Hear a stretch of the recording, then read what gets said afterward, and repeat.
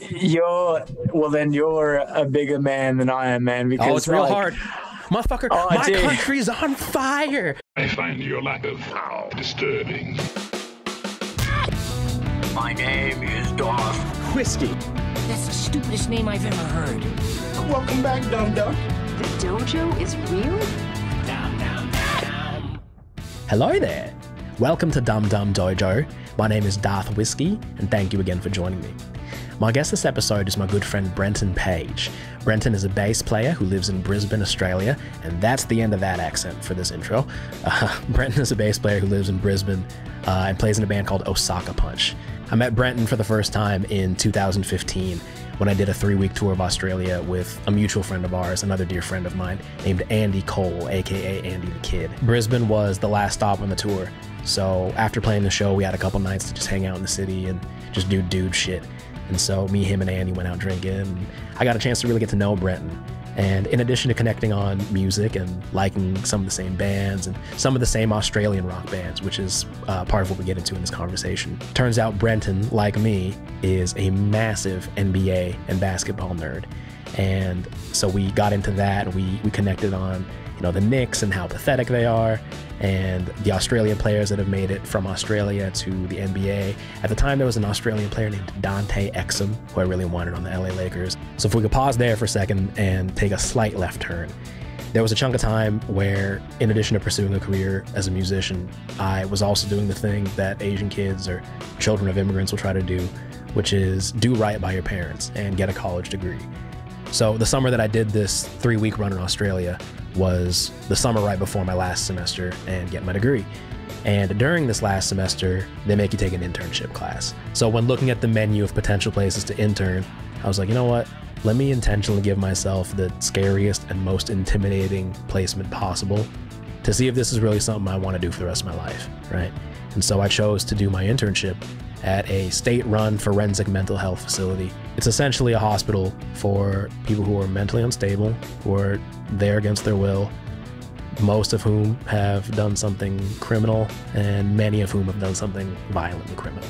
But I say all of this to say that when Brenton isn't slapping the 4 and 5 strings, he also works in Brisbane as a forensic psychology nurse. In addition to being a ferociously funky bass player, Brenton's just a great dude. He's hilarious, and he's self-motivated and determined. And I found out during this conversation that, like me, he's also a massive comic book nerd. And so we touch a little bit on some of the stories and characters that are special to us.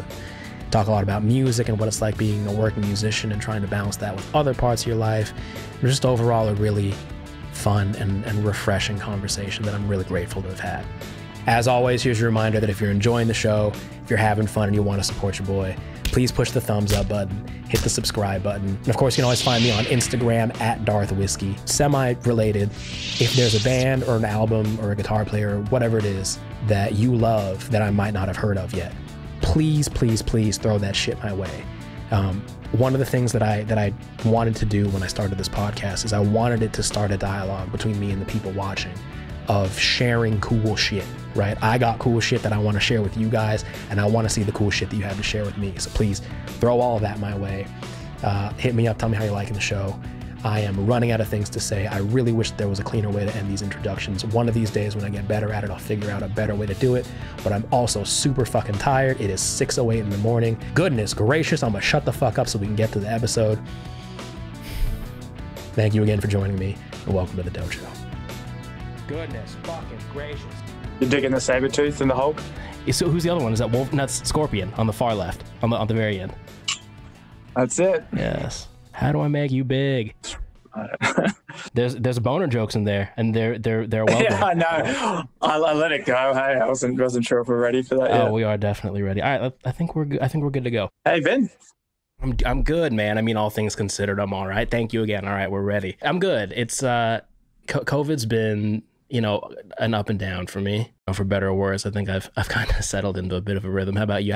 I feel like our two countries are handling this very, very differently. Oh yeah, super differently, man, from what I can see. Man, here in Brisbane, We're not too bad at the moment. Like, we can still go out and go to like cafes or restaurants and stuff like that. There's just like social distancing, and you got to sign in and stuff like that. I mean, it affects the music scene here. Still screwed. Still can't have full capacity. And I think just recently you're allowed to stand up in venues now. Like, for ages you could, if you went, you had to sit down. Like, it was all seated. Out here, I don't think people are doing that much at all. Even like socially distanced shows are few and far between. Queensland is like Brisbane, but like, so Melbourne, which is another city which is in the state of Victoria, they're probably the worst in Australia. They're in like a complete lockdown. They've been like that for months too. So like literally work, grocery store, home, I think everything else is closed, no gigs, nothing like that, which we had that for a while as well. But then we got the numbers down.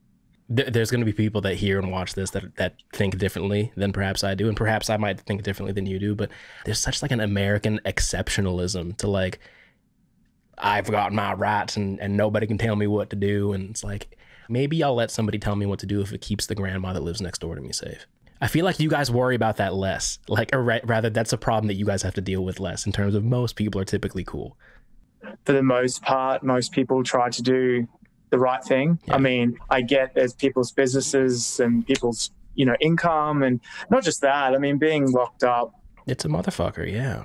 I'm kind of in the same kind of boat as you, where it's like, I get it, but the longer you fuck up, the longer this is going to be an issue. I mean, and this is just my opinion, I think things won't turn back to normal until there's a vaccine, just because we're not going to eradicate it.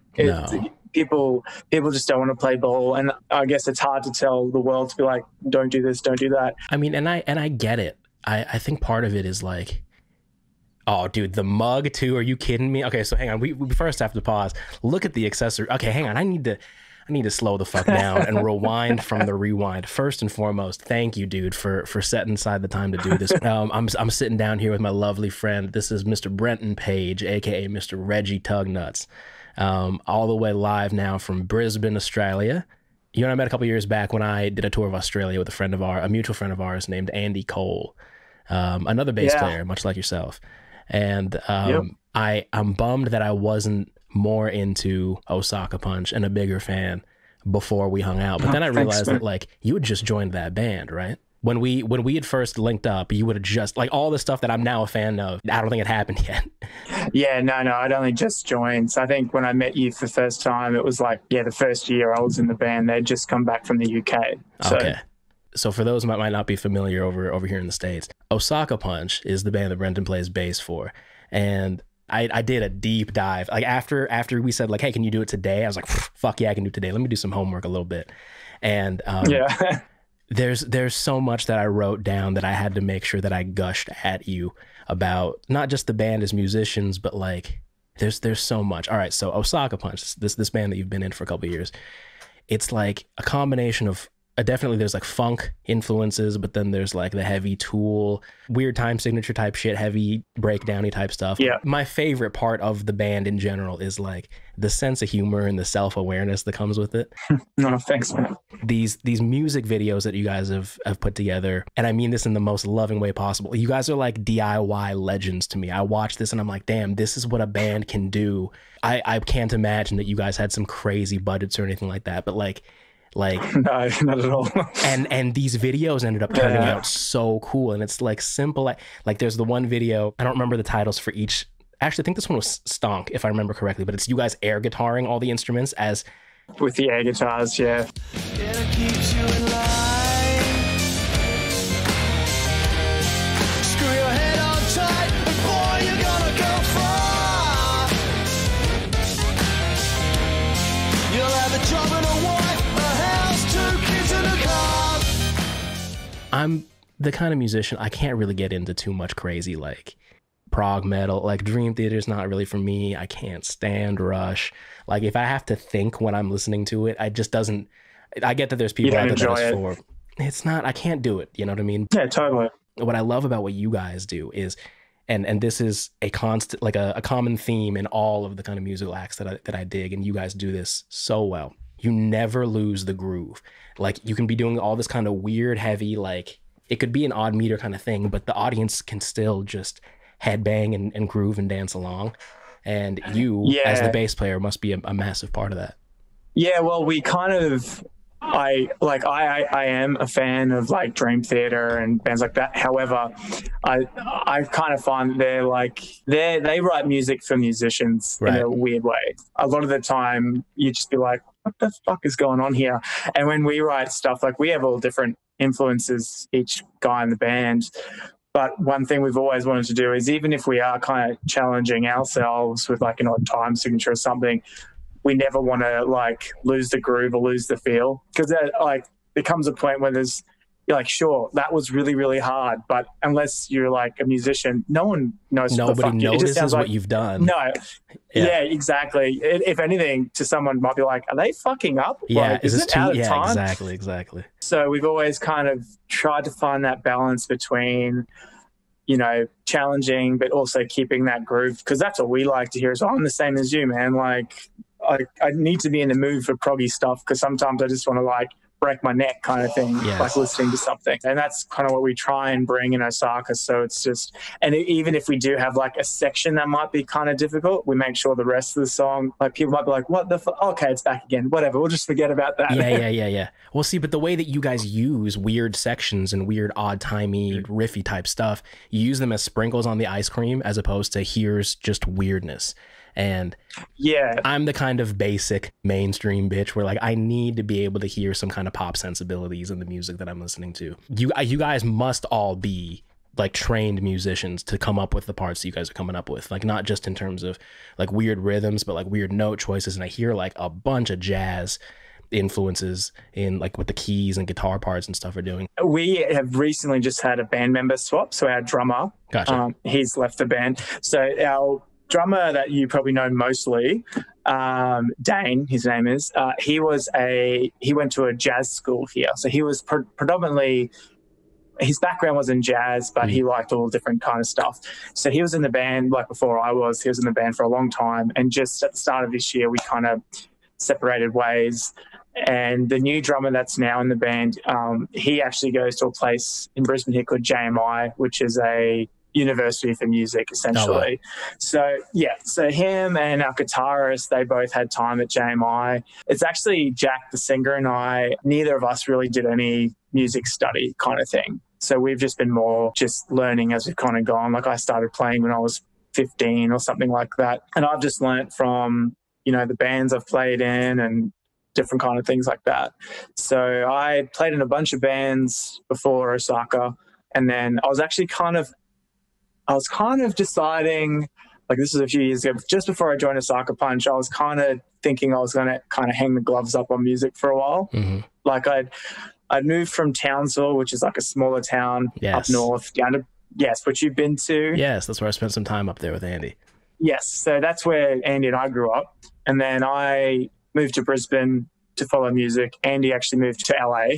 So I played in a bunch of bands here in Brisbane, had a really good time, but then it kind of just got to that stage where I kind of thought, I've tried and I just don't, it's real, like, as you probably know as well in the States, it's really, really hard to make a living from music here, like super hard. One of these days. Yeah. But so I was kind of at that point, I'm like, you know, I've given it a good go, and if I walk away now, at least I know I've tried. And amidst that thought, I got an email from one of the guys from Osaka Punch from the UK, and they were coming back to Brisbane, and their bass player got married over there, so he stayed there. So they said, when we come back, do you want to, you know, like audition for the band? Yeah. And I was a fan of Osaka Punch, so I was like, sure. So that kind of all worked out, and it's kind of, we hit the ground running, I guess, and it's been kind of all steam ahead till now. Like the last 2 years prior, we were like really lucky. We jumped on some Australian bands here called the Butterfly Effect, love them, and Mammal and Cog. And so we managed to kind of do these back-to-back tours with those guys. It kind of was just a really good way for us to organically grow our kind of fan base. And then we have like a third record that's ready to release. So we kind of had a time where like did these 3 tours, and then bang, let's release our record and do our own headlining tour. And then, it's just like, not. And then, but man, it'll come back, and people will be itching for music again. Well, this is what I'm hoping. Can you imagine the fucking party it's going to be when we can do this again? Imagine the next time we can safely be in a mosh pit. Oh, dude, I know, right? Think about the kinds of tours that are gonna, or the kind of festival shows that are gonna pop up as a result of like, hey, nobody's done anything for a year. Let's party, you know? Like, I am looking forward to that. And the eternal Steve Rogers optimist in me would like to believe that, like, there's more that unites us and brings us together than separates us.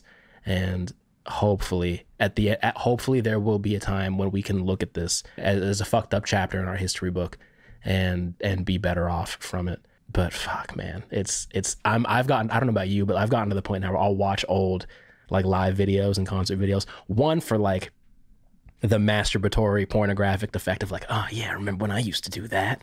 But then also, man, like, look at how wild it is to see a crowd of people, like 4 shirtless dudes just hugging up on each other. And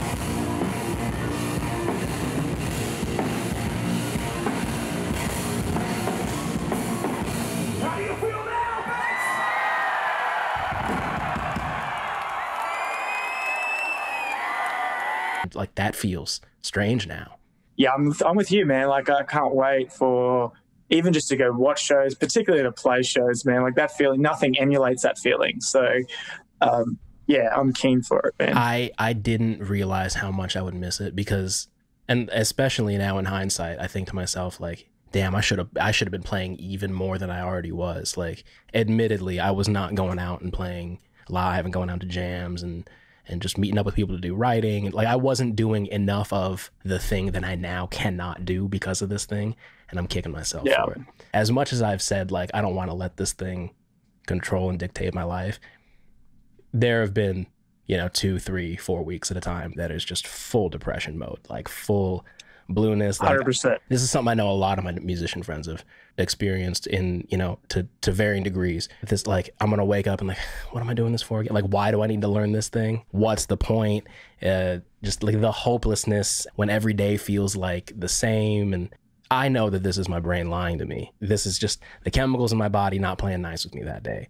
And instead, on a day where I'm excited to get to sit and talk to a friend, I'm energized and I got all these ideas and I'm struggling to remember everything that I want to talk about.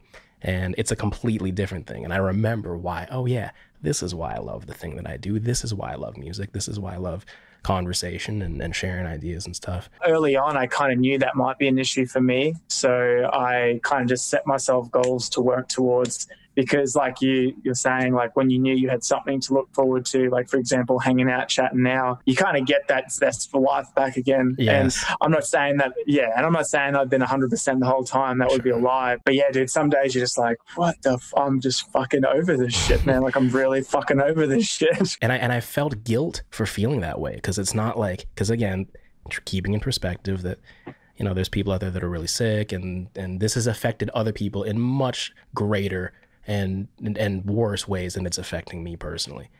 But on the day-to-day level, I don't know anybody who's not over this shit. Knock on wood, fortunately, I haven't gotten sick. I don't know anyone in my immediate family or friends that have gotten sick or died from COVID. On that level, I can't complain. But yeah, obviously there's always varying degrees of people suffering around the world. And we're lucky. Like, we are lucky. But also, we miss what we do and all that kind of stuff. And I think it's okay to be like, fuck this, you know? Like, so when you mention like setting goals and stuff for yourself, give me a couple examples of like, what's been stuff that has worked for you with regards to like behavior change and like improvement. Like, I don't even know where to start with you, dude, because like we have so many angles with which we connect on. Like, there's the whole music angle and you're learning the instrument, improving your chops and stuff. But then there's this whole other aspect to life I haven't spoken about too much, that you also share, which is this land of psychology. When you're not doing music, you work at a forensic mental hospital in Brisbane, right? As a psych nurse. Yes, that is correct. Yes. So I'm trying to remember when we met back in 2015, I hadn't finished my bachelor's degree yet. I think the semester after that Australia tour, I would have went to finish my degree. And that last semester is when I did my internship, also at a forensic mental health facility. Yeah, and you didn't really dig it, did you? It's not that I didn't dig. I mean, I didn't dig it, but I learned very, very quickly that I do not have the testicles for that line of work. Yes, not for everyone, and that's okay. That's totally okay. I remember just the constant stress and just the never feeling Like never wanting to walk through a door first. You know what I mean? Like I think that's a rule. Like the years of my life that I spent on the scholastic path of like, cool, I'm going to go to school for psychology. I'm going to work with veterans or at-risk populations or whatever it is. And deciding and thinking to myself that this is a field that I might want to go into. And then when the opportunity was placed before me and I actually had a chance to get in there and get my hands dirty, I was like, yep, not for me. I don't have the stones for this. So kind of to semi-backtrack, so saying what you were saying, like what were the things that I was kind of focusing on, goals and stuff like that. Let's do this one at a time, yes, yeah. Yeah, and that kind of mixes in with what you brought up. So music has always been my main love kind of thing. But when COVID hit, the singer in our band was like, his partner was pregnant as well, who has just recently had a baby. And our guitarist has a 1-year-old as well. So he's kind of new to that game too. And we had a drummer change. All this kind of happened at once. So for better or for worse, the band kind of took the foot off the gas a little bit, just because of reasons that were kind of out of our hands, I guess. And to be honest, it's probably the best time for them to happen during COVID, because we're not missing shows, we're not missing anything anyway, because you're on a forced holiday kind of thing. Exactly. So, I mean, we're at that point at Osaka, like we're finishing off our 3rd record, so we can still be productive in this COVID period because we can do that stuff. We can meet up and do those things. So that was kind of going on, but I needed something else with, to kind of keep myself, because I couldn't do band as much as I wanted to because the other dudes were busy. I kind of just focused really hard on fitness, man, because that's something that no one else can dictate to you except for yourself. So I fortunately have a home gym where I live. The last 9 months, man, I've just been really focusing on my fitness. Like over a year ago now, I stopped eating meat. I'm on this, I'm a vegan, just try to do all this different stuff just to kind of improve my health pretty much. And this COVID time just made it so focused, I think, with lack of a better word. It really just was well, if you're really going to fucking hit this, now's the time, because you can't say about all these distractions of going out. I literally have nothing else to do. So let's hit it. Let's sort out the nutrition. So I kind of went down that road really hard, which I've still been going down, which has been really good. It's been giving me something to work towards, and take my mind off shit. And on top of that, I've been able to work, obviously, because the hospital didn't close. So I've been doing the whole psych thing. But it's funny, man, that you say it's not particularly for you. Just because I know how much of a fucking pussy I am. No, dude. Not that long ago, I'm like, yeah, you're making a right fucking decision, because 7 weeks ago, man, one of the motherfuckers, he kicked me in the face and kicked out my bottom teeth. Oh my God.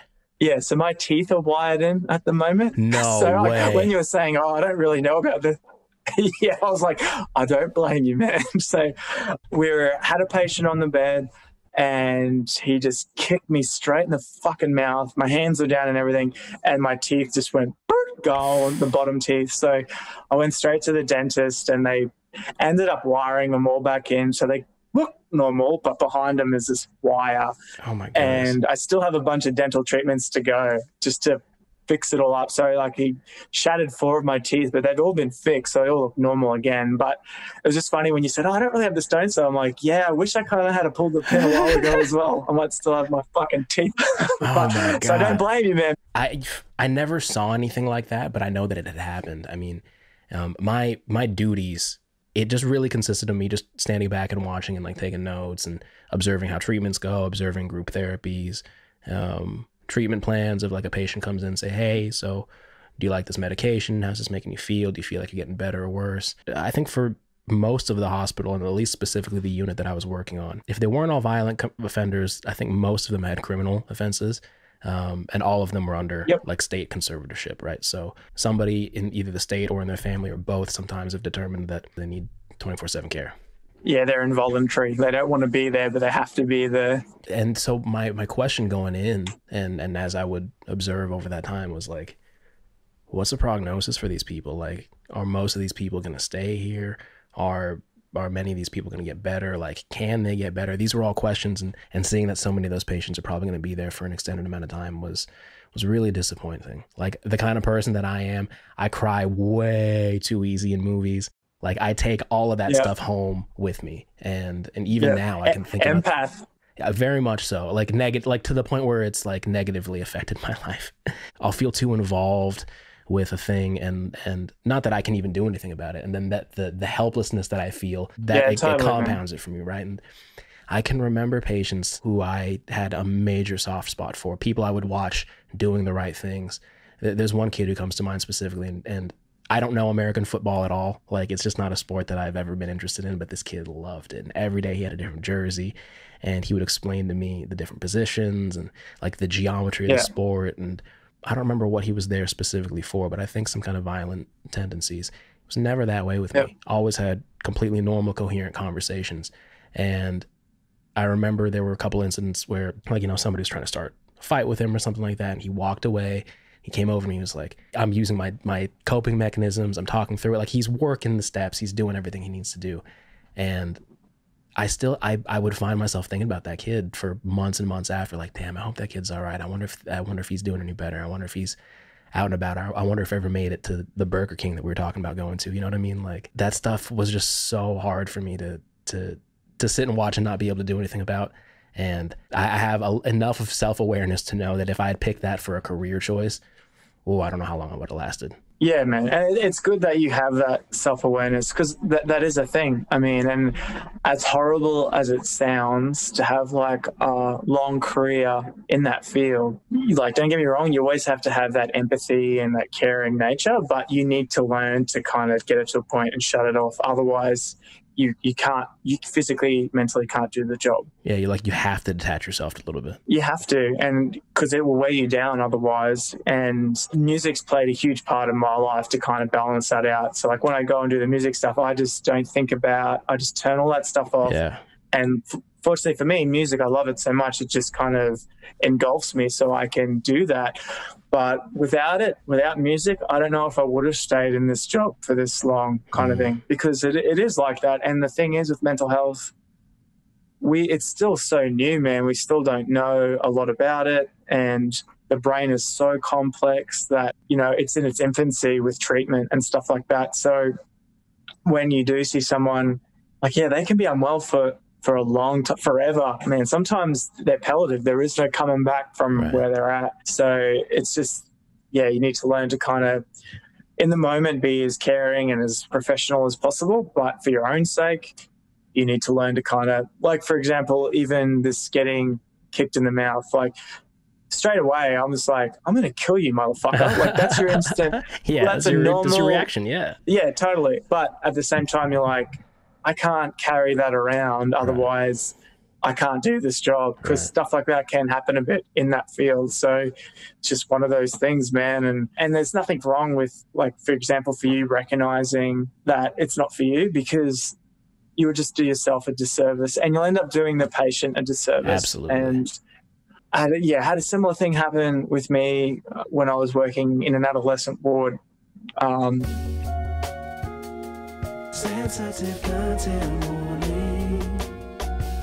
Hey guys, I wanted to give a quick heads up. Brenton and I are about to talk about a story that briefly involves some graphic and potentially upsetting details about self-harm. If that's the kind of thing you prefer not to listen to, go ahead and skip to the 29-minute and 56-second mark, and we'll get back to the dumb stuff. Okay, that's all. I hope you guys are enjoying the episode. Love you. Bye. Sensitive content warning. Adolescent wards, for where I was, it was full on. A lot of kids did a lot of attempted to hang themselves. They slit their wrists, all that kind of stuff. I was with a new nurse.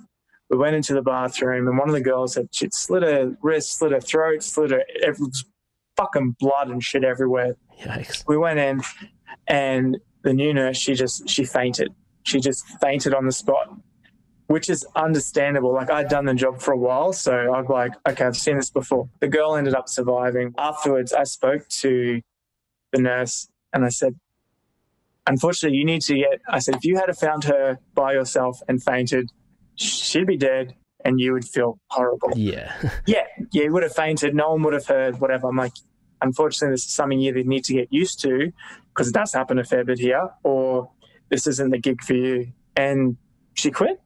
And I wasn't like, oh, you're a pussy. I was like, no, that's because if you're like, well, if I had done that and no one else was with me, maybe that girl had have passed away, and then I would have quit anyway, probably. So, but yeah, anyway, the point of that story was I think it's really important to have that self-awareness that you have. Dude. And you might get your fucking teeth kicked in. I mean, yeah, if you wouldn't have mentioned that to me, I wouldn't have ever picked up on that. Your teeth look fine. Yeah, thank you. Yeah, Fuck, no, man. they're doing all right now. I can't imagine. I mean, like, just the 3 seconds after it happens, like, I should have called off today. Like, I could have traded shifts with somebody. The day it happened, like, was my last day before, like, holidays as well. So it was just like, I'm like, oh, that would happen right now. You mentioned, like, you know, getting your fitness in order, getting the diet and stuff in order. The vegan thing is interesting. Where I'm at with it, like, philosophically, I feel like it's really, really difficult to find holes in veganism. Every time I eat meat, especially lately, especially in the past couple months, I feel the guilt of it. Or like, I just got to say mentally, like, thanks to the animal that had to die so I could be a fat fuck right now. But like, if we don't have to make another organism suffer so that we can survive, isn't that probably the way to go? And it's hard to argue with the idea that another organism shouldn't have to experience pain so that I can eat fried chicken strips, which are delicious, man. Yeah, and I don't know if I can ever overcome the hypocrisy of this tastes too good. But there have been more than a handful of moments semi recently where, like, I'll be chewing something and I'll just get like a particular chunk of meat and I'm like, this thing used to run around, this thing used to have a face. This thing used to, okay.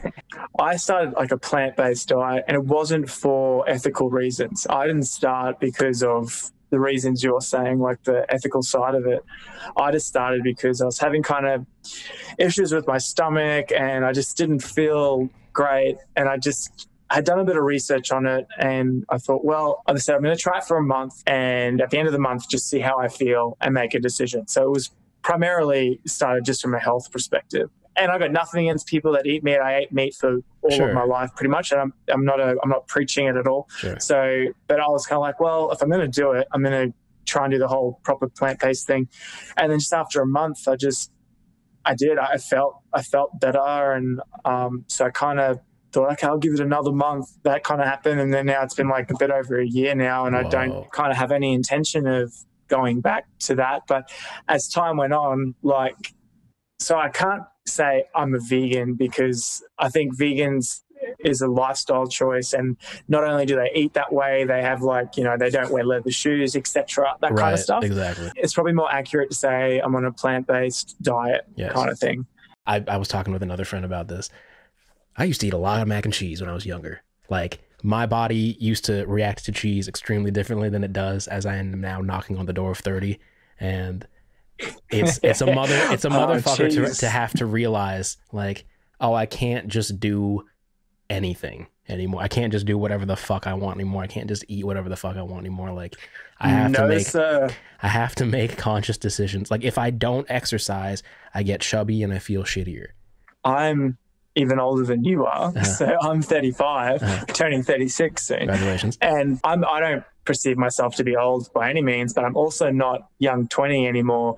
So what I used to be able to eat and do, it's changed. You know what I mean? Like, you have to be more conscious of that. And if you want to continue to fucking kick ass in your mid to late 30s into your 50s, then I was like, well, you need to start, you know, making more conscious decisions. So if I'm out of shape, eating shit, not only physically is it shit, mentally it kicks my fucking ass, as I'm sure most people can attest to that. And this sounds kind of weird, but after like maybe 3 or 4 weeks, like, organic, like normal food actually started to taste better again. Like, I think because you took away that superfood, like that processed shit, and in that time your body's like, okay, getting used to it. And then just healthy foods, I was like, wow, this is a fucking good broccoli, which I never thought I'd ever say in my life. Because you just, you know, you can't compete with the MSGs and like the super listen, Australian junk food. Australia is winning in a lot of domains. I think your rock bands are winning in general. Like, the one thing that I wrote down in my iPhone notes, and I scribbled down here, was Oz Rock. Most of my favorite rock bands, at least my favorite, like, modern, my newer rock bands, they're all like Australian indie rock bands, right? Like Osaka Punch is real high up there. Love Dead Letter. Dead Letter Circus is one of my favorite rock bands. And yeah, that's right. Yeah, I haven't actually heard from those guys in a little while. I guess because of the COVID stuff as well. They've probably just, settled for a bit. So who else you got on that list? There's a band. So we met these cats. I was working with another band in like 2013 at the rehearsal studio that I was at. We're in the hallway, and I hear this band coming out of one of the rehearsal rooms, and it's like Motorhead, but the dude's got like it's like Motorhead meets all the coolest parts of 30 Seconds to Mars and like leaves all the lame parts of Jared Leto behind. Like heavy, very driving momentum type rock music, and just like soaring, screaming vocals. Band, I think they're out of Brisbane, called Strangers. I don't know. I don't think that they're together anymore, but they put like 1 or 2 records out of this just ferocious hard rock, and I fell in love. And they were super cool dudes. I just happened to stumble on them in the hallway, and we just met the one time. They went back home, and I became a massive fan. And then it turns out like all my friends from Australia have like gigged with these dudes and like toured with these dudes and stuff. Fuck yeah! Like if you're into like those sorts of bands, then you'd probably, whether you've heard them or not, like. The top dog of those bands, in my opinion, is a band called Carnival. Oh yeah, Carnival. I didn't mention them, but they're the granddaddies from what I understand, right? Yeah, they're next level. Yeah. They're good.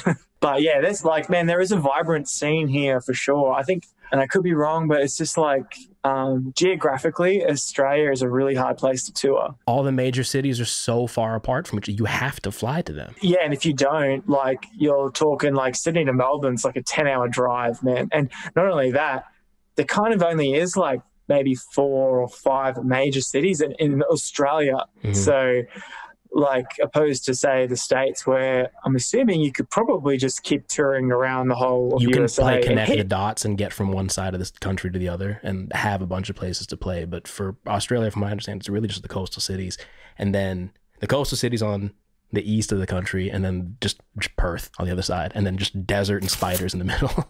That's it, man. And Perth has that's where Carnival are from. So there's a bunch of great bands out of Perth, but like to get to Perth, that's like a 6-hour flight. Yeah. So, and it's not cheap. So, and then you get there and you kind of have to try and just play a few little shows because it doesn't seem right going all that way to play one show, Right. So Osaka Punch has built a nice little cult following. I was scrolling through the comments as I was watching these videos, and everybody says similar things of just like, these videos are the shit. This band is so cool. I just discovered this band on my friend's Spotify playlist, this and that. Like, when was the last time you guys played a show? November 1st last year. I was thinking about that the other day, actually. So it's going to be coming up to a year since we set foot on stage, and it was a banger of a show. But November 1st, we played at a venue here in Brisbane called the Zoo. Oh, yes. Anytime I see a flyer for Brisbane, it's either the Zoo or, was it Crow's Nest or something like that? Yeah, Crowbar. That's actually closed now here in Brisbane. During the COVID period. It closed down. Damn. Which is a bummer. And that's the thing too, like it'll be interesting to see what venues made it out of this alive. Yeah, it's been a year, man. It's been a while. How about you? Like, when was your last show and who was it with? Oh, geez. I honestly couldn't even tell. I mean, it would have been like a jam night around town somewhere. Like, I hadn't done that nearly as much as I should have. But were you not doing that out of like just anxiety, time, laziness, or just a combination of a lot of them? I mean, like, when I don't have a goal or like a specific, like, cool, we're going on tour in March, we got the show in May or whatever it is, the records. You're lost. It's not just that I'm lost, but it's like, you talk about like the members of the band having kids and, life events happening.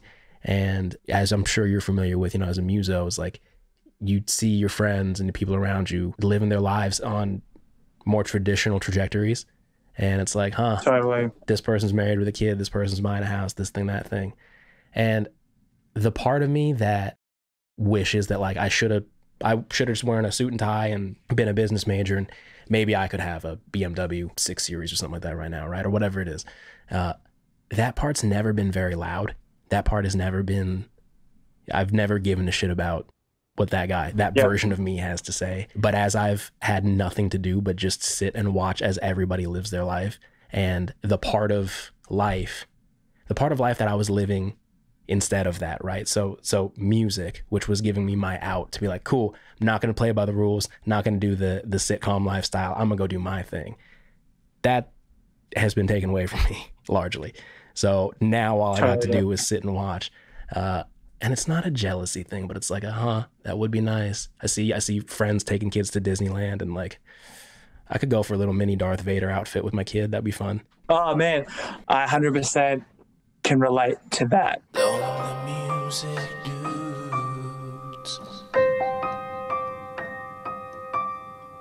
Because I'm a little bit older, so all of my friends pretty much are onto that, married or kids or whatever. And I've always that path has never really appealed to me. And as long as music's been there, I've never even had an itch for that path, because everything that I do is validated through my music or 100%. whatever. And I'm legitimately happy, and I'm happy with my choices. Yeah.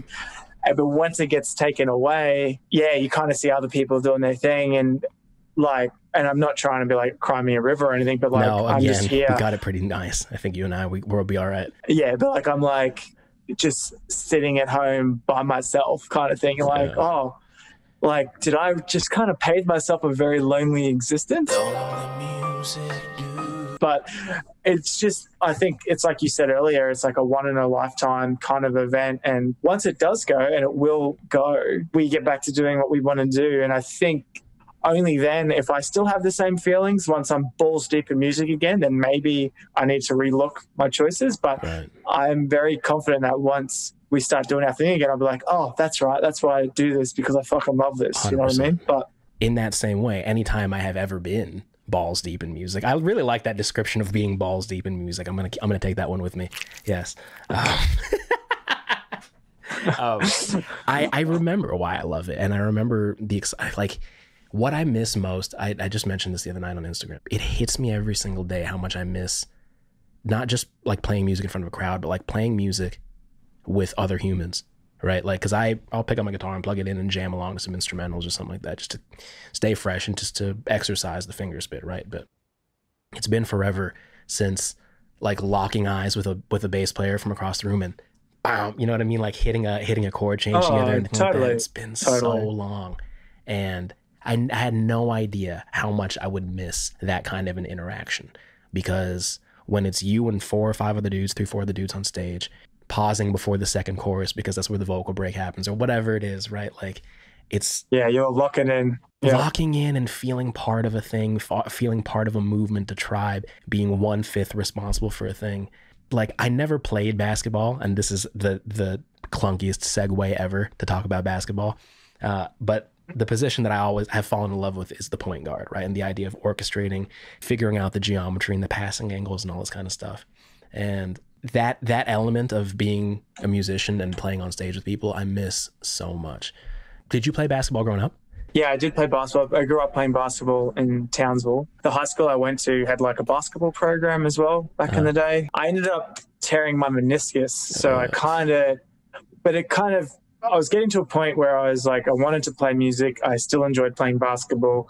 I kind of had to decide, and it kind of made the decision for me. And in hindsight, I don't regret it. I'm glad I did the music thing, but I've always definitely loved playing. And I definitely love watching. I love the NBA, as I'm sure we're about to talk about NBA. Well, I mean, that was what I loved.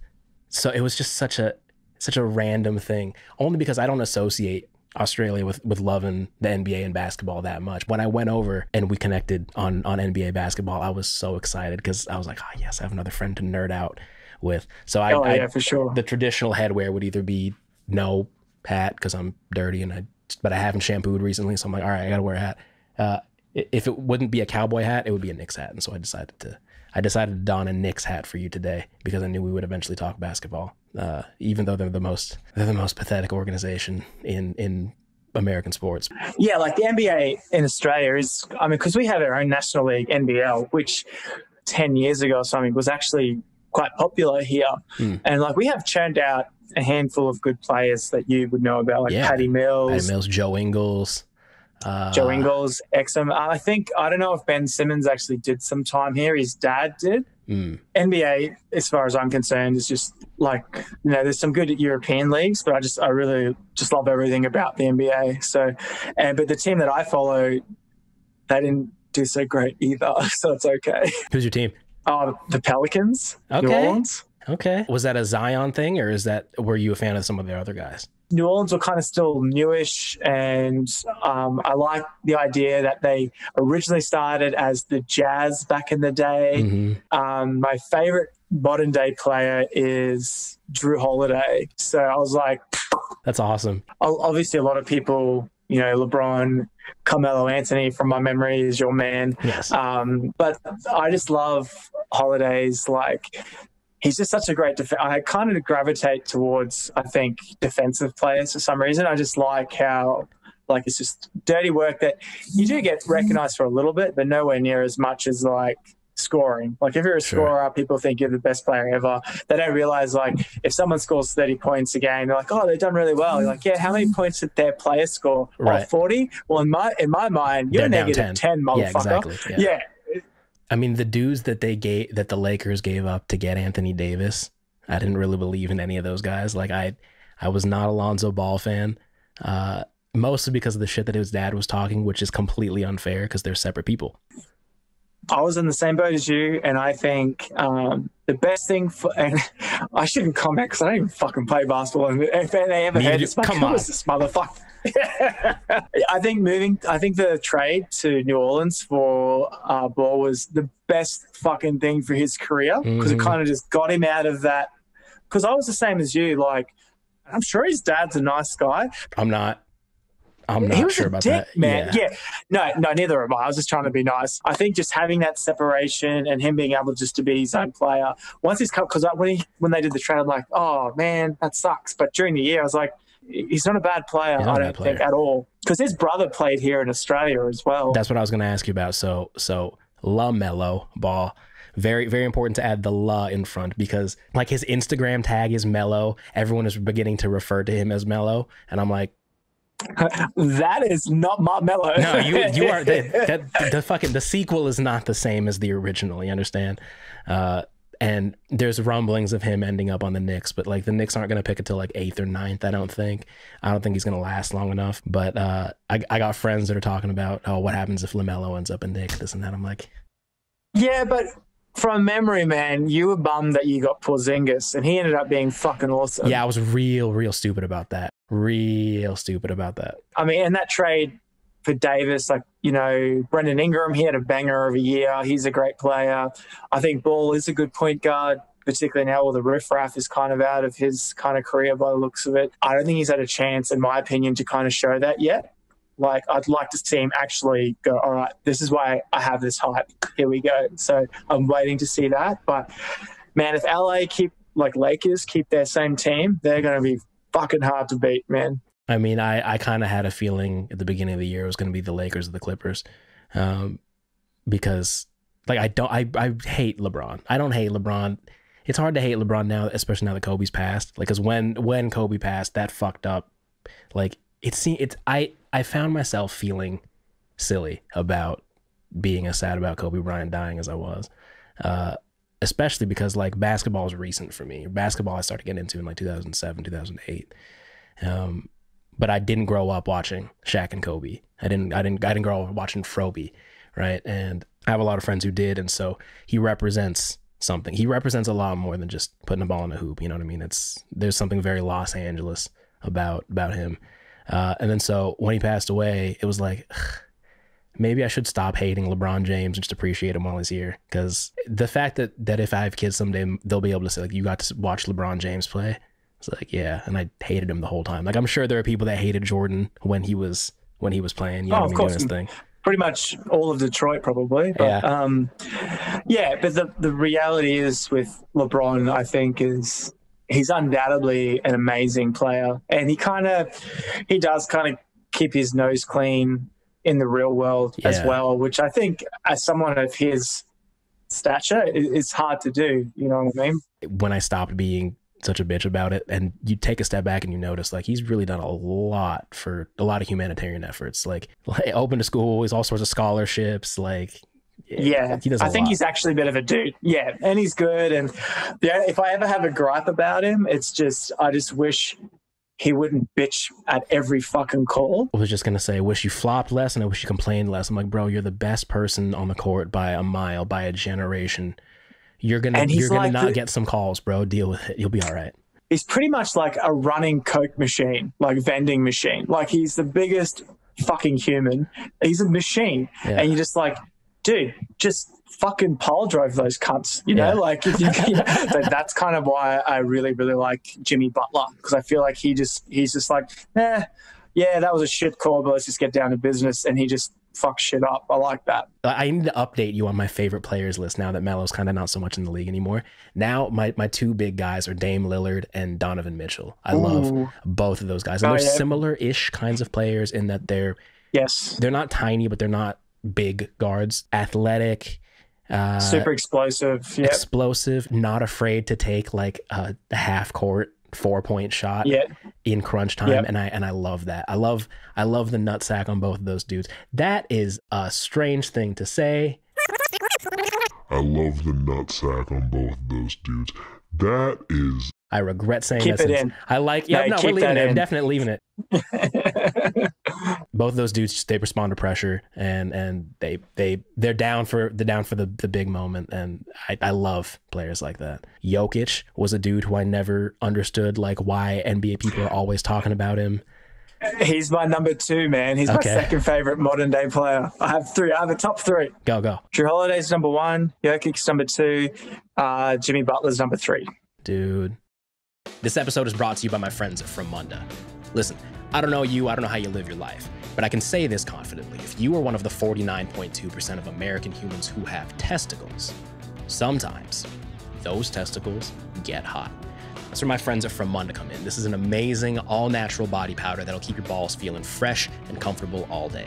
This stuff is talc-free, paraben-free, certified vegan, and made with no artificial colors or synthetic fragrances. But it gets better. This is a made-in-the-USA product. This company's coming at you from Anthem, Arizona, so you're supporting American businesses. And here's my favorite part. No animal testing and no animal byproducts. And we love that about it, right? Because rabbits shouldn't have to experience pain so that I can feel pretty. And best of all, From Munda donates 10% of their profits to the Sean Kimmerling Testicular Cancer Foundation. I've personally been using the Woody formula. This is cedar wood and tea tree, and fantastic work on the dick pun, by the way, gentlemen. Really good stuff. I've used this for a really long time. I've used this for years. People have consistently told me how much my dick and balls smell like a national park. And that kind of consistency in this otherwise unpredictable world is really special. You know what I mean? Because you never know. You know, you're out there living your life, you meet somebody nice. One thing leads to another thing, leads to some riveting conversation, leads to some fellatio, right? And you find yourself in the parking lot of your local breakfast cafe, and you plop that big fat American dick out, and all of a sudden, oh my God, is this Yellowstone National Park? No. But I got Old Faithful for you. You're about to see Old Faithful, right? You understand? Talking about dicks. I throw it on before I hit the stage, or work out, or fucking walk to my mailbox because it's 97 degrees every single day in Los Angeles. And I got the hookup for you guys. From Munda is offering you dum-dums 15% off your entire purchase when you use the code DOJO at checkout. Head to FromMunda.com, that's FROMONDA.com, and use the promo code DOJO, D-O-J-O, for 15% off your whole purchase. Tell them your boy Darth Whiskey sent you. Pick up some powder for your balls. Stay fresh. Stay ready. Stay ready for anything. Paid assassins, mercenaries, cardio, hoes. The Australian players that have made it from over there to the NBA, like I'm thinking about like Joe Ingles, Patty Mills. There's no way he would remember this. Ingles came to my house in Townsville, like when he was younger, and he probably wouldn't remember.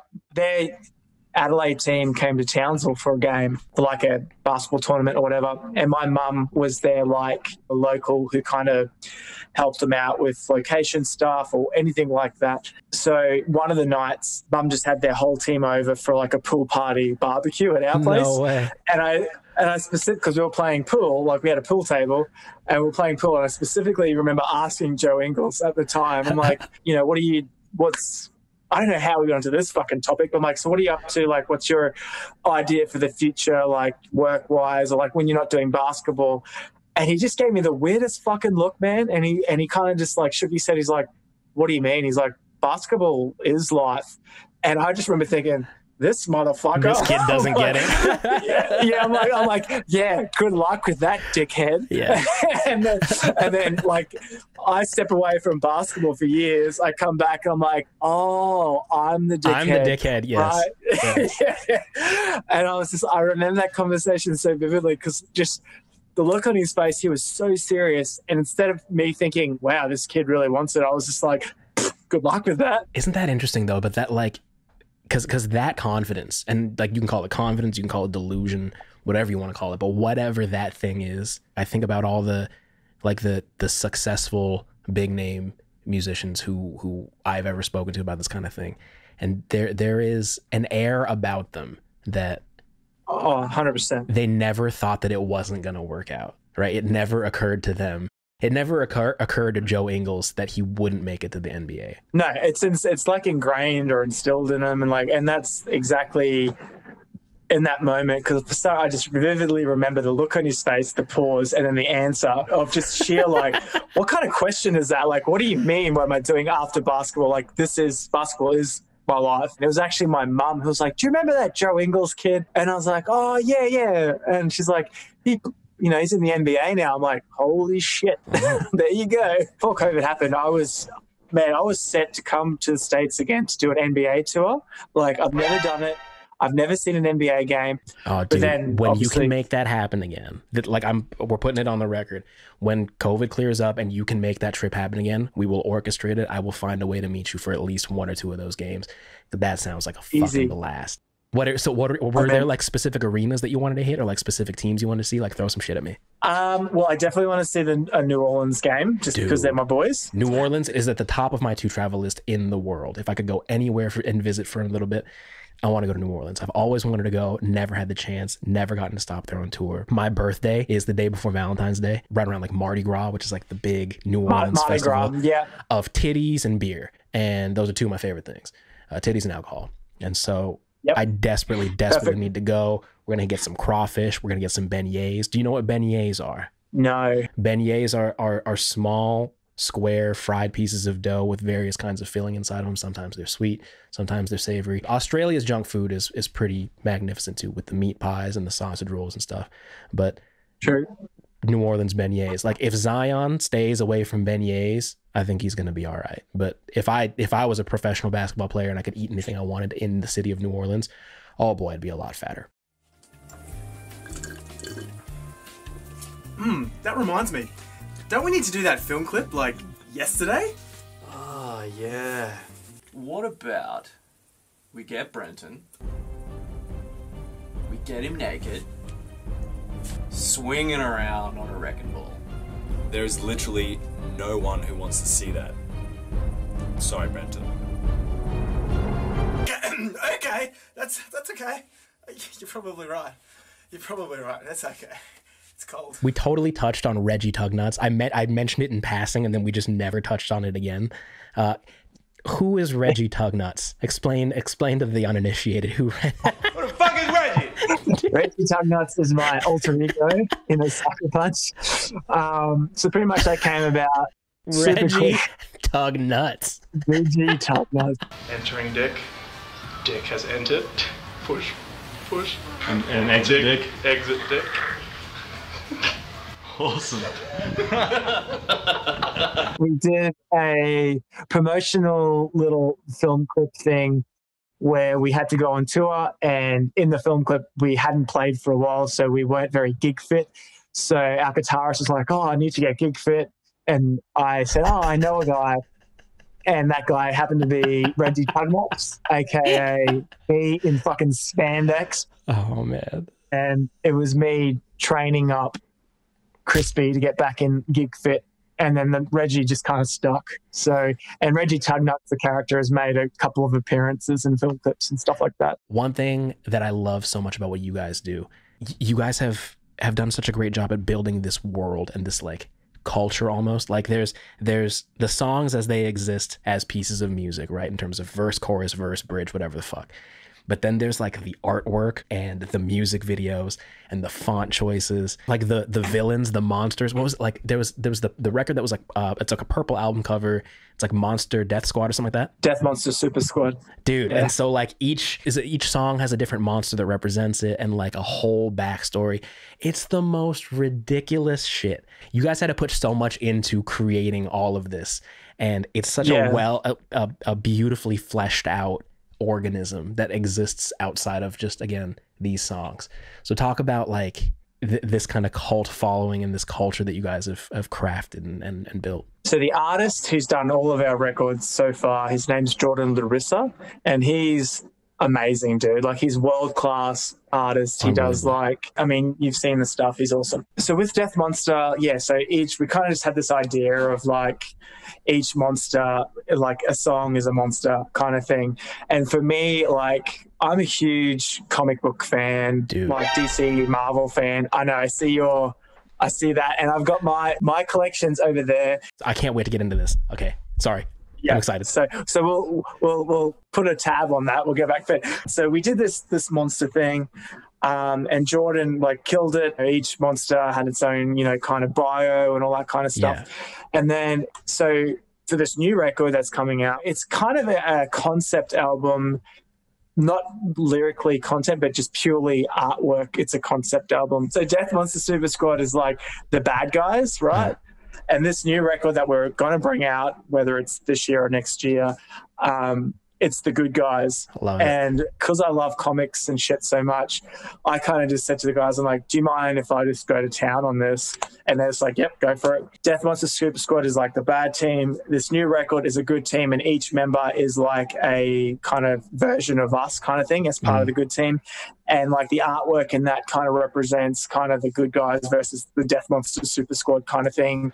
And to be honest, man, for me, like when I went and saw Jordan, I'm like, okay, so these are the characters we have. These are the powers that I want them to have. And once we were done, I was kind of like, man, we could make a fucking comic book out of it. Like, that was my goal. Like, to get to a point where you're like, you could make a comic book out of this if you wanted to. Build a history, build a backstory. Yeah, totally. So that side of it for me is super exciting because, like, obviously music's I love it, but I love the whole comic book world. And to be able to kind of have a character built off yourself, I'm like, dude, that's, yes, fuck yeah, sign me up kind of thing. Dude, that's so awesome. Yeah, so I'm equally as excited just to kind of get that side of the record out as I am the music, because I just love that world, that kind of superhero world, and I get to be like, yeah, that's my character, that's gonna be me kind of thing. Yeah. So underneath all of that, it's music, it's these songs that just have a relentless groove, and they're so much fun. Come on now, this guy's got a twinkle in his eye and a hole in his pants. He reached out and touched the sky, he does the monkey dance. It seems clear to me this ain't the way it's supposed to be.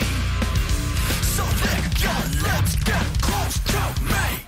You can hear in like the bounce of the way you guys play, and not everything is this like, happy sing-songy kind of thing, but like you can just feel the energy and just feel it comes through in the recordings that you guys love this, you love being a band, and you're not taking yourselves that seriously. Like, I'm sure this is an intentional recurring theme, although off the top of my head, I don't think I saw it in Drones, the music video for Drones. Is it a dildo?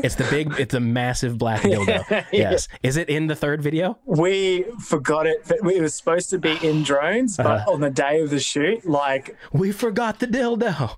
Jack's like, where's the dildo? Crispy's like, oh man, and we just couldn't get it. So if we had it, it would have been in there. But no, we unfortunately got left at home. So it's little things like that just touch. Like it happens for 4 seconds in a music video. If you blink and you miss it, but for the fan, if for the person who's along for the ride, like I watch these things and I feel what it's like to be in the fan base. You know what I mean? Of like, what are these assholes up to now? We take ourselves super seriously in a professional way, I guess you'd say, but at the same time, we're playing music, man. Right. I mean, we're getting a chance to do what we love to do, and I think a good way to have longevity in anything is to be able just to be yourself. And that's just who we are. We're a bunch of fucking jackasses, man. So we get to represent that in our clips and stuff. So then when you do kind of meet people or do things, you don't have to put on a persona. You can just be like, yeah, like we think dildos are hilarious. Yes. Like particularly if they're like making cheeky little entrances and then out. Like I love that shit. Like, my favorite appearance of the dildo, I don't remember the name of the song, but it's the dude dressing up all fancy and he's riding around in the bicycle that looks like a high heel. And then there's a security guard. The security guard? It's the baton. It's the security baton. Not many people pick that up, man. Yes. So it's good that you've got Oh, it. no, I've got an eye for dildos, let me tell you. Oh, good. Yeah, no, that's how we operate, that one. You guys have clearly put a lot of thought and effort into the visual aspects of this band. Was that a conscious decision, or was it like this is just fun for us? Pretty much both. We kind of learnt pretty early on that, particularly now with the internet and Spotify, there is just so much music that people have access to. But I think the hardest thing is drawing people in, because people have so much choice. There's so much out there. Right. If you drop the ball, they're just going to go on to the next thing, and you can't blame them. Right. So we kind of just figured, well, when we do clips and stuff, like we were conscious about making an effort with, visuals and videos. And then that's the second thing was, well, how can we do this and do this well? And like, well, let's just be ourselves and just, go down that road and see where it takes us. And because when we're making these videos, we're genuinely laughing at each other. I bet there's hard drives full of bloopers and shit. Yeah. And I'm just like, well, at the very least, if this all goes to shit, at least we laughed our asses off today. Yeah. So it was kind of a bit of both. Like we know, you need to kind of have a presence, like the way the music industry is. You gotta have a presence in so many different categories these days. So yeah, it is a bit of a laugh, that's for sure. I mean, it seems like you guys get on as dudes too, right? Yeah, totally, man. I mean, that's from my experience in playing in bands, that is by far the hardest thing. The hardest thing is keeping a band of guys together, particularly when you start touring, because you really get to know each other then, because you're living with each other essentially, and you're with each other probably at your most like lowest and worst times. Like you're sleep deprived, you miss family. Yeah, exactly. You're hungover, you're tired, or you're so you're seeing the best side of somebody, because on stage is probably the happiest they're going to be. And then also when you're getting up for 4 o'clock to catch the flight the next day, you're seeing the worst of that person. Right. So I think it's important, to have that kind of tight relationship. Otherwise it's not sustainable, man. So we're lucky that, we've gotten to a stage where, like, we're all obviously good friends and we've toured long enough now to know, like, okay, this person might just need a little bit of space or whatever. But like, don't get me wrong, we still have our little run-ins here and there, but for the most part, man, I think we kind of handle that side of things pretty well. So, but yeah, it makes it a ton easier because, as you know, like playing in a band and touring for me is the best thing in the world, but it's not all fun and games. Like there is parts of it where you're just like, I fucking hate this. Like airports can suck a dick, man. Getting charged hundreds of dollars for some shit that the last airline didn't charge you anything for, or getting from 100%. One city to another one, waking up. There's all the logistical, like the 2 hours that you spend on stage playing. It's cake. That's easy. That's the fun part. I don't have to worry about that part. It's everything else. That's where the wheels fall off for a lot of bands. And people who maybe don't know the music industry or know what it's like, they're like, oh, how did this band, because all they see is the hour or two on stage of absolute fun. Right. And they're like, how could you not? But there's like 22 hours left in the day where you could be at each other's throats or whatever. And if that part's not working, the 2 hours on stage eventually just won't be enough. But we actually like hanging out as well. So yeah, no, it's a good time, man. And it's so cool to watch, man. You guys have carved out such a unique chunk for yourselves of like the snarky parts of Faith No More meets the parts of Tool that are weird, minus all the parts of Tool that are up its own ass. It's like Wolfpack meets Tool with a sense of humor. Yeah, nice. Wolfpack are awesome. I love that. Yeah, we've tried to we didn't consciously go out of our way to make a sound that's a mix. We've just kind of all like different stuff. And our our approach to it all is, I'm happy if a song's choppy with genres and different genres or different time scene, all that kind of stuff in a song. For me, that's fine, just as long as it serves the song. Yeah, it's not just weird for the purposes of weird. Of being weird. Like if it feels not right, then we just go no. But if we do something, if we go from like say a jazz section into like a gent section into a polka section, but it just in a weird way just goes, that fucking works. Like, yeah. But if it kind of doesn't feel right, we don't just go, well, that's what we do. We're like, no, it doesn't work. Let's kind of work that out. So tell me about the new album. Essentially, we have 4 more songs to record, and then the record's done. Like the artwork's all done. Nice. The rest of the songs are already done and mixed and mastered. So we've just got 4 more to go, and then the record's done. And this is very dependent on, I guess, COVID of once we have done it, like what you're going to do with it. Yeah, like you can do the whole wait and see if the world comes back and then release and tour. Yeah, or you could release it and then just tour it when touring comes back, which could be a year after release. But that part we haven't really figured out yet, because I kind of figure there's no point thinking about it yet till we're ready to go. Who knows what will happen? You know, things could get better, things could get worse. Let's focus on what we can focus on. Let's get the record done. Once it's ready to go, then let's go, okay, what are we going to do with it? Yeah. I mean, that's the trickiest part, right? Is like, even if something happens tomorrow and they say, cool, touring can come back tomorrow, it's not just us musicians that got to figure out, cool, like, is this a lifestyle change that I can go back? Like, can I afford to just drop everything right now and say, cool, I'm just going to go live out of a van and go play music for drunk people? As much as I would love to do that, because of everything that's happened thus far, I don't know if I can. And that's just from our side. Not this isn't even speaking to like the people who have been out of work for months and months. And like, I'm sure everybody's dying to go see a concert, but I don't know how many people have the kind of disposable income to go out and be like, cool, I'm just gonna go out and get fucked up and go spend, you know, however many hundreds of dollars on headliner tickets, whatever it's gonna be, right? Like, yeah, totally. And so for those reasons, I fear that it might not come back for a little while, I think. And then like you mentioned too, like some of these venues closing down, like there is a chain, there is a food chain, a totem pole of like, this is affecting everybody, from the fans of the music to the people in the bands, to the people who work for the bands, the places the bands play, all of it. Like, shit's fucked for a minute. And that's if things went back to normal tomorrow, which they're not. Already, it's going to be a while till things get that tick of like, okay, things are going to be back to normal now. I think it'll just organically take a little while for that whole scene to come back again. Because I think, like, don't get me wrong, I think there's people out there that are eager to get to shows, but there's lots of little dots that you need to connect before you get back to comfortably touring. Venues, to traveling again, to people coming out to show, just to everything. And there's going to be a bunch of people that are still, and rightly so, nervous about going into a group setting, even though the government says, sure. Yeah. Yeah, and that's been our life for the last year, so that makes perfect sense.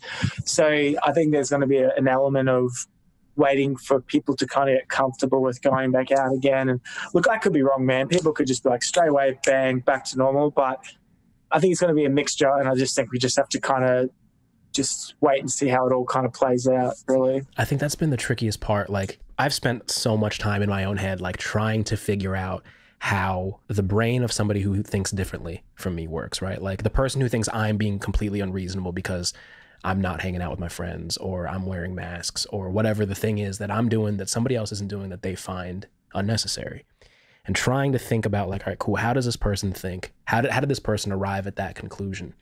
And I think so much of it is, like, denial is maybe a part of it, but like trying desperately to hang on to this sense of normalcy. Like, nope, this isn't a problem. This isn't something I should be freaked out about. Everything's fine. If I acknowledge that this is scary, if I acknowledge that I have to change my life because things are so different now, then I have to also acknowledge that this is scary enough for me to be affected by it. And not everybody wants to do that. Yeah. And I get that. And so I'm trying to have compassion for that kind of a mindset too. Oh man, you're a bigger man than I am, man. Because it's real hard. Motherfucker, my country's on fire. I think it's time for a subject change.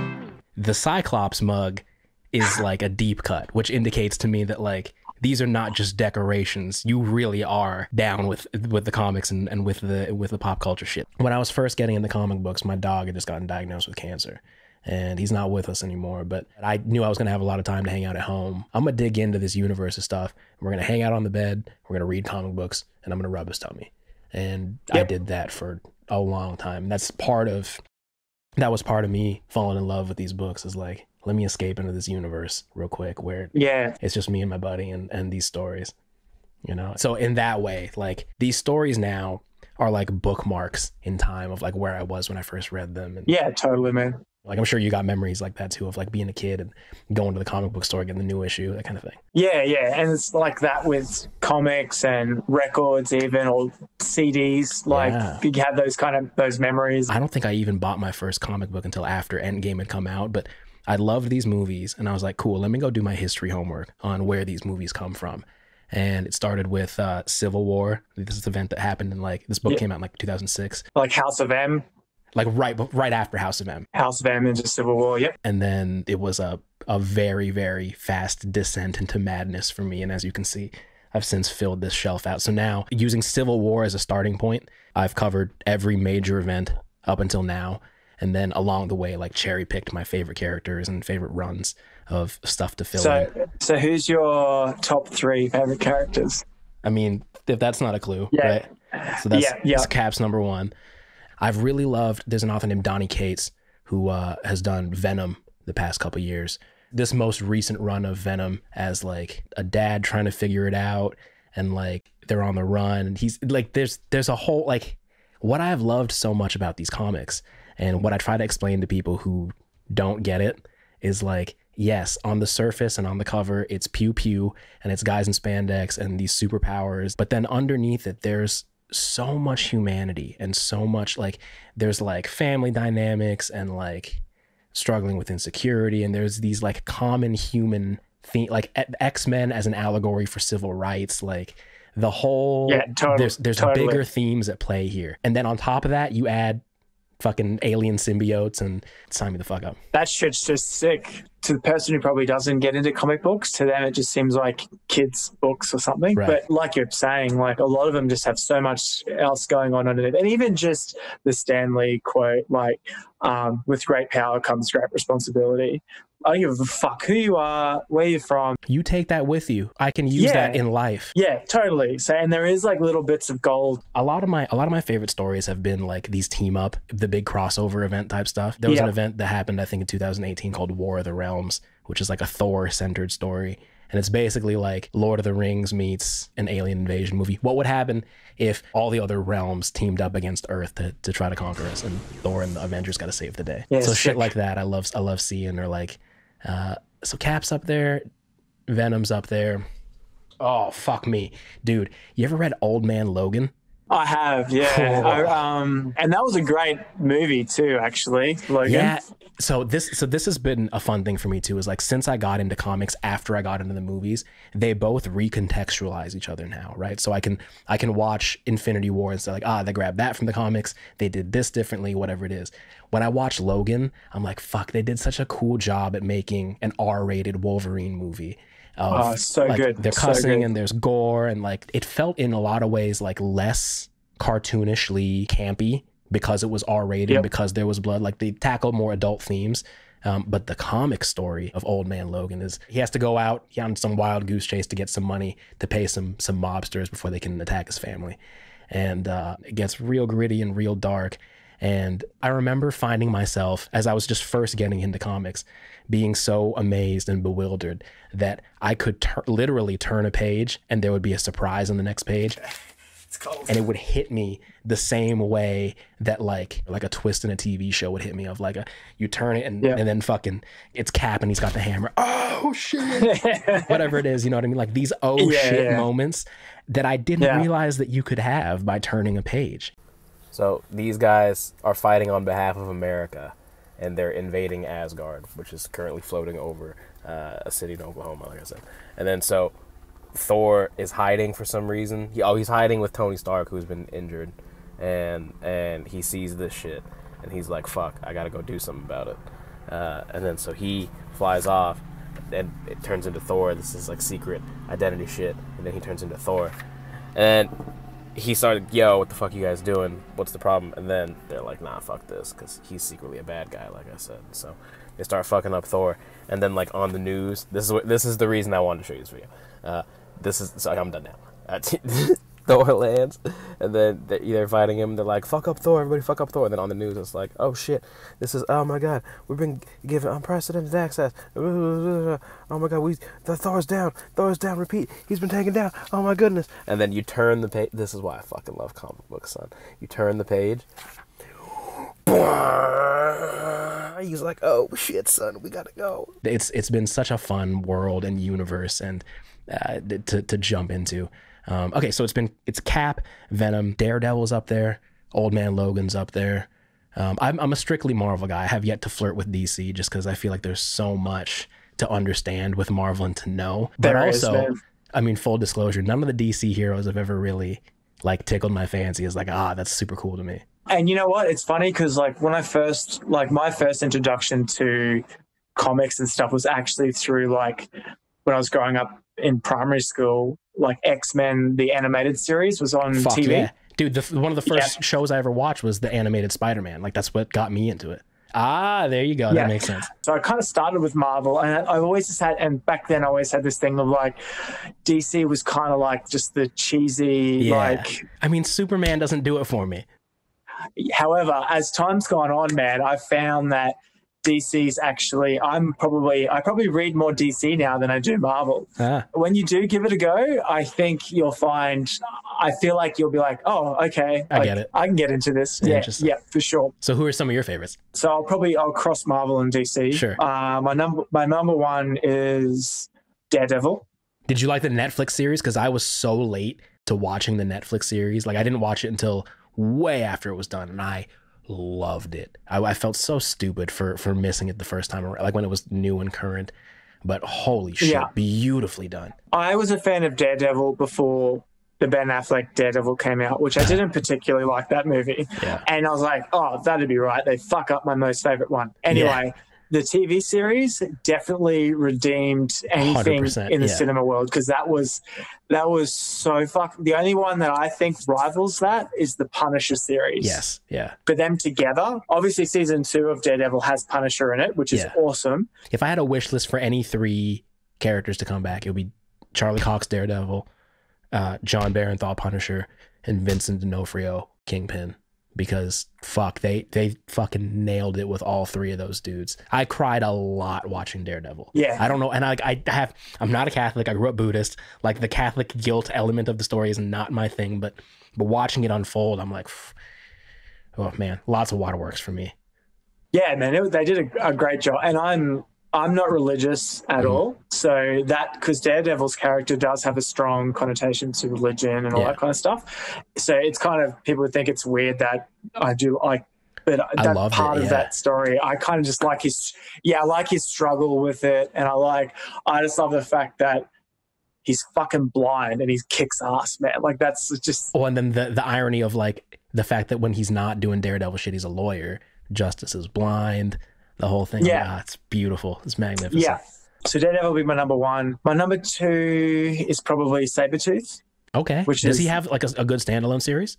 He has a few. Like I've got a few of his standalone ones, but more of he's in the stories. But I've just always loved Sabretooth, the character. And my third would probably have to be, which is a weird one, but I really love Cyborg from DC. Black dude is like half robot, right? Yep. I love heaps of different ones, but they're probably my 3 main ones that I kind of really get into. But yeah, man, like the comic book world, man, I've always been a fan of, and the Marvel universe, like it's kind of like just the new cowboy and westerns. Which I'm also so in love with, you know what I mean? Like these stories have been told before, right? There's the hero. He's a reluctant hero. He refuses the call to action to go save the people. Then something happens. He becomes invested. He finds a part of himself he didn't know about before. And then I get it. These are tropes and these are stories that we've seen before. But to see them executed in a certain way and with a different spin on them is just always so much fun. There's a store here in Brisbane called Comics, Etc. Nice. Which is Brisbane. That's kind of where I go and get all my comic books from. I have like a section over here that has like collectibles and shit like that. And I got bits and pieces and stuff like that. But I was going to bring over one of my favorite pieces that I have up there, but I'll do it at the end and I'll show you at the end. Okay. We'll wait for it. What were some of your early influences, or like some of the early moments, experiences that you had with music, watching music or seeing it performed or whatever it is that you're like, oh shit, I want to do that? Yeah. So yours was Slash, is that right? He was a big one for me. The very, very, very first one was Brian May and Queen. And Tie Your Mother Down, and like Brighton Rock was a song they did where he's doing all sorts of weird delay harmony type shit. This is what I want to do. What about you? The first record or album I ever bought was, I was in grade 7, so my last year of primary school. Nice. And I bought Far Beyond Driven by Pantera. Ooh, that is a move for a 7th grader. I know, it was a bold move. And it really shaped my life, man, to be honest. And I just remember playing that and just thinking, this is the most intense, heavy shit I've ever. I didn't know a person could sound like that. Not long after that, because back then it was still just VHSs. There was no DVDs. 3 videos, VHSs, that pretty much made the decision for me. So it was Vulgar Display Power video, so Pantera. I got a Rage Against the Machine video, and I got Cunning Stunts Metallica video. Those 3 videos, man, I watched like one of them or 2 of them every fucking day, like for so long. I wanted to learn bass guitar, but I kept getting told, no, you got to learn how to play guitar first and then you go to bass guitar. And I don't know why, but that just seemed to be the thing. And and a lot of people are like, no, just, learn guitar because then you can take an acoustic guitar when you go camping or some shit. Yeah. We receive such terrible advice as beginning musicians. Oh, totally. And I just remember seeing Tim Comerford from Rage Against the Machine. Fuck yeah. He's my favorite bass player. He is like up there with my favorite bass players of all time, man. Rex Brown from Pantera and like Jason Newsted in Cunning Stunts. And I was like, no, I want to learn fucking bass guitar. Like, end of story. Interesting. And my parents were like, all right, well. Less strings. That'd be easier, yeah. Yeah, that's it. So they were probably the initial kind of 3 that made me just be like, oh, fuck yeah, I want to do this. Like, I want to play music and play bass guitar, and I want to do what those guys are doing. Were they supportive of you listening to and playing heavy music at the beginning? Like, the fact that the song was called Tie Your Mother Down, and like, that's my ringtone from when my mom calls me today, is because she would make fun and say, oh, this is a violent, and she's a super conservative Thai mom, you know what I mean? Like, oh, this is a violent, aggressive song. Yeah. Anytime that I would listen to like a Metallica or anything heavy, remotely heavy, or like, I mean, in hindsight now, the lyrics and stuff that I must have been singing in the backseat of my family's Corolla were probably heavier than they want their 12-year-old to be listening to. But man, 100%. Like, I was like, my parents have always been super supportive of my music endeavors, and primarily growing up, I listened to, like, my initial introduction to music was really like Pantera, Sepultura, nice. Rage Against the Machine, stuff like that. So it was really, really, really heavy, and they were totally like, they didn't particularly like it, but they didn't give a shit. They're like, yeah, like, listen to whatever you want to listen to, kind of thing. So they were always, and like, obviously in those songs there's like heaps of swearing, heaps of cussing, all that. They never had an issue with any of that. Like, I had free reign to listen to whatever I wanted to listen to, which was awesome because that helped me kind of really taste different things. Yeah, totally. And that was super supportive with all that stuff. And I mean, because my parents still live up north, and man, every time they come to Brisbane to visit, if we're playing a show, like, they're at the show. Oh, like, so cool. I can't keep them away. Like, that's awesome. If they lived here, they would come to every single show. So they've been, I've been really, really lucky, and they genuinely like Osaka Punch. Oh, like, good. they actually. So it's like, it's cool. It's a cool thing. Nice. You said Pantera, Metallica, and what's the other one? Rage Against the Machine. Oh, dude, yeah. Tim Comerford, his right, the way he controls his right hand, or for like a bridge section, he'll kick on a pedal and then dig in a lot more with his plucking fingers. He has the same 4 strings that any other bass player has, right? John Mayer's got the same 6 strings that every other guitar player has. How did you do that? How did you manage to understand and control and wrangle this thing into such a unique and personal playing style to where like I can hear him play on anybody else's record and be like, oh, I think this sounds like the Rage dude. Yeah, like he's like shaped his own sound, you know, from being just doing what he does. Like, and that's the thing, like with Rage, as a bass player, like he's a great bass player, but when it comes to say technical playing, the songs of Rage Against the Machine aren't technical songs. So I'm like, well, it's not about the technical. He just has this feel and this tone and this attack that you can't really even learn per se. He's just, you know, blessed with that, or he's practiced hard enough to get that. Like you're saying, like when he's a heavy part, he'll hit the strings just at that right kind of, he'll dig in. The bassist has this amazing tone, amazing growl. And I think he shows that you don't have to be, and don't get me wrong, I love the shit out of Les Claypool from Primus. Sure. Yeah. Very, very different styles of music, obviously, but you don't have to be like Les Claypool. You can just be that solid bass player that holds down the song and be amazing at it. Because at first too, like as a starting out bass player, something like Rage Against the Machine seems achievable. Yeah, like if you're starting out and if you're starting out and the first thing you're kind of getting into is Les Claypool, right? It's a little bit overwhelming at first. And some people might take that as, I'm going to fucking get that good. Or some might be like, fuck that. Like, I can't even do this. And he's like, you know. Yeah. So, and that's what I like about Tim Comerford as well. He makes it accessible to like a beginner, but then at the same time, there's advanced technique stuff that most people who've been playing for 20 years can't do that shit. When I think about the thing that Tim Comerford does, the song and the section that comes to mind is the bridge for Audio Slave's Like a Stone. Like going into the guitar solo, he's digging in just a little bit harder because now there isn't a chunking guitar behind him because Tom Morello's doing solo-y stuff. And so his role as a bass player is to say, cool, I got to elevate the momentum. I got to elevate the energy a little bit. So I'm digging in harder. And again, I don't know that was ever on paper. I don't know how much of a conscious decision that was, but he just did it that way. So now as a listener hearing these things, you don't know why this section is lifted up or is making you feel more tension in your tits, but you feel it, and it's because of things like that. Another thing I love about him too is he has great pedals. Like his overdrive tone is great. Like it's amazing. And that's what he does in that part. He'll kick on his overdrive, particularly if guitar's doing a solo, because then he has a lot more space that he has to fill out. Sure. So, and he'll, you know, start digging in. And Rex Brown from Pantera does the same thing because they're both in bands, so they only have one guitarist. So when when the guitarist does solo, the bass player is holding down the rest of the song. Out of all the bass players, probably Tim Comerford, for me, with my style, has probably been the one that I've emulated the most. Or I've kind of taken what he's done and I've tried to adapt that to my playing. Him and the bass player from Carnival, John Stockton. He's an animal, man. He's an animal. I remember where I was when I first heard this band. So for those of you who might not be aware, there's a band from Australia called Carnival, which we mentioned earlier. They're one of the more popular bands of this style, of this genre, of like prog metal, but still like groovy, but weird time signature, weird counting type stuff, but still super heavy. I was in music school in like 2009, and I was hanging out with some Australian dudes, and they played me, I don't know which one comes first on the album, but it was one song followed by another one.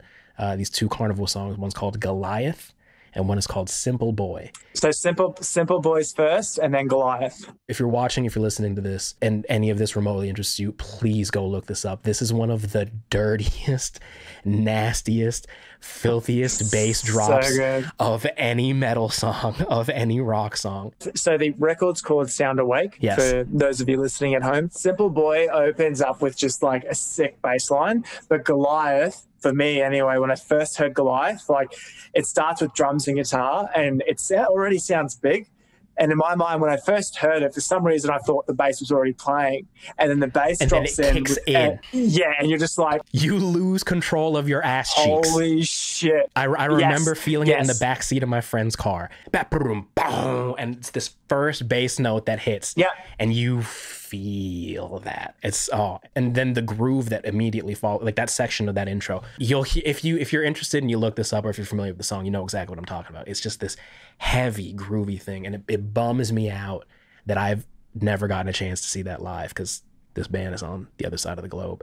I've seen them probably 7 times now, and like I can tell you, when you do see them, let's be positive. When you do come and see them, yeah, of course. You'll be right next to me.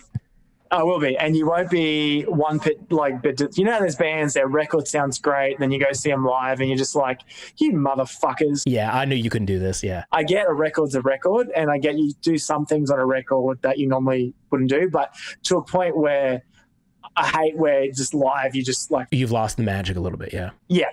So Carnival, I remember the first time I saw them, I wasn't actually sure if they could emulate what they were fucking putting out, and they, man, you walk away just going, holy shit, okay, these guys are the real deal. And I think that's why they probably got so popular here, because not only are they just amazing, like live, they back up they're actually just individually as well amazing musicians, and their tones are amazing. And yeah, that Goliath, when they play that live, when everyone's just waiting for that bass drop. Is the fandom mostly like musicians and other musicians that are like, it's other bass players that know how wild that bass tone is? Is it that, or is it also like your casual music fan too? Well, that's a funny one, man. That's a good question, because so the singer of Carnival, he also plays in another band over here called Birds of Tokyo. They're probably even more popular because they're more mainstream, but Carnival, they do play some complex shit, but I think because he has a very, you know, beautiful voice and there is a lot of melody going on in there, you get a mixture of both worlds. So you get the musicians who are just like,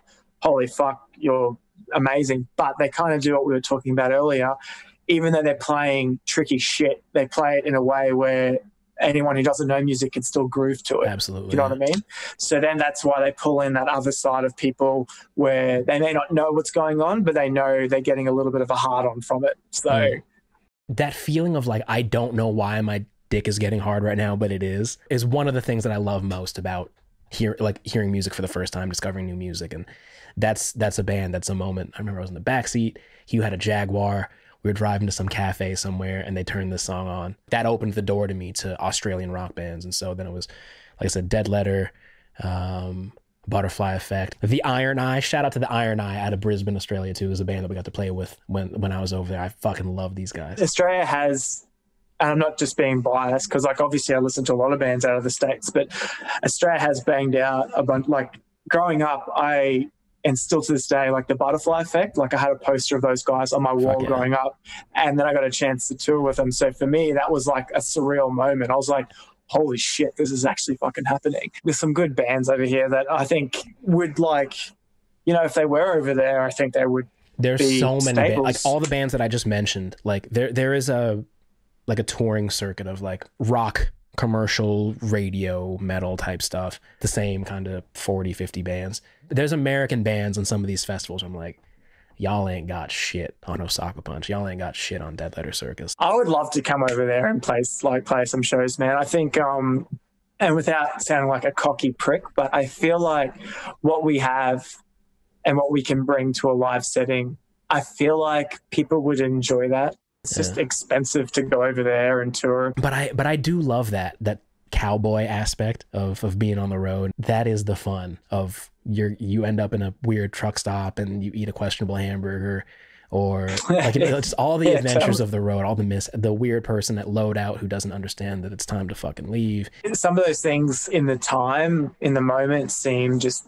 totally shit and you just don't want to be there, but they're the kind of things that you look back on and pretty fond of for some reason. Now that we're out of them, right? Like now that I don't have to deal with it, now that you're not actually there picking up the pieces of glass or whatever it is, you know, you can look back and be like, oh yeah, that was tricky, but it was fun. Starting out, we drove most of our tours. So we would just drive from and we did a bunch of times, we did a run, which was like Melbourne, Sydney, Brisbane in 3 nights. So it was like Melbourne. That's like 10-hour drives in between each thing. Yeah. So what we were doing is we'd play Melbourne, and then literally as soon as we finished playing, you'd load out in the car and literally start driving to Sydney, because it takes 10 hours to get there. So you got to be there in time for like loading in, sound check and all that kind of shit.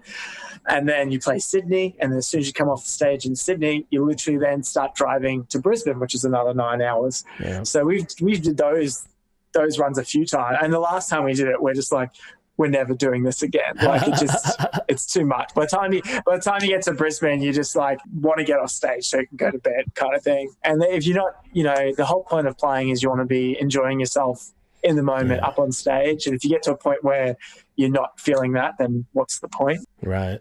Yeah, like, but looking like, I hated those runs, man, but like looking back on them now, I'm like, I'm still very glad we did them, kind of thing. It's all kind of part of the journey and earning your stripes and part of the history, part of the chronicles. Yeah, totally, man. Oh, dude, Acid at the Carnival, that video, that was magnificent. That was for the LSD at the yeah. But did he really take LSD and go to the carnival? 100%.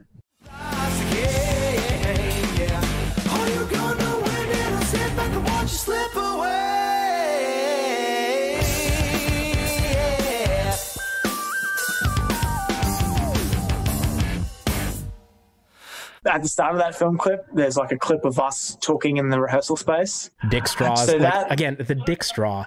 You might have watched. You might not have noticed the dick straw on the first view, but it's there. Yeah, that conversation pretty much happened because it was coming up to, we needed a film clip within a few days, and that's a conversation we had in the jam room that led to the film clip. So we thought, well, let's just do a little skit of us having that conversation, and then let's do the film clip. So yeah, Jack took one for the team. And if you know Jack well enough, like, you can see which parts in the clip where he's really in the moment. Like, I'm like, oh yeah, it's really kicking in there.